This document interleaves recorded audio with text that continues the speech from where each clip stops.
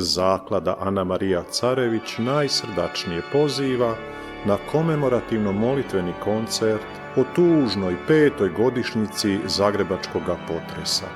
Biće to u ponedjeljak 24. ožujka ove godine u koncertnoj dvorani Vatroslava Lisinskog, dan nakon tragičnog 23. u mjesecu kad je preminula naša Ana Marija Carević. Kao i do sada, sjećamo se napose i pokojne Laure Cvijić, koja je žrtva petrinskoga potresa iz iste 2020. godine.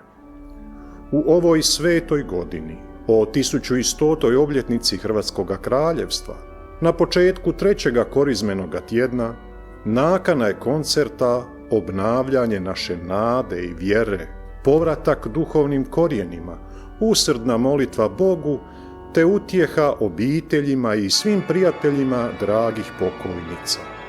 Gledamo na smrt otkupiteljevu, ali i na njegovo slavno uskrsnuće, koje je polazište i putokaz svim hodočasnicima nade. Kao prijatelji i dobročinitelji naše zaklade nastupaju Akademski zbor Bazilike Srca Isusova Palma pod ravnanjem maestra Franje Klinara, Akademski muški zbor Fakulteta elektrotehnike i računarstva pod vodstvom maestra Josipa Delivelja, Akademski pjevački zbor Filozofskog fakulteta Sveučilišta u Zagrebu Concordia Discourse pod ravnanjem maestra Vinka Karmelića i maestra Lobela Filipića, te zbor Izvor pod vodstvom maestre Ivane Jelinčić.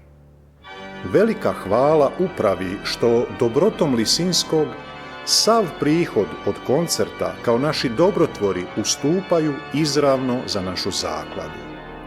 Ulaznice se mogu nabaviti u sakristiji i župnom uredu uz baziliku, privremeni ulaz Draškovićeva 54, na blagajni koncertne dvorane Vatroslava Lisinskog radnim danom od 13 do 16, od 16:30 do 20 sati i online na ulaznice HR.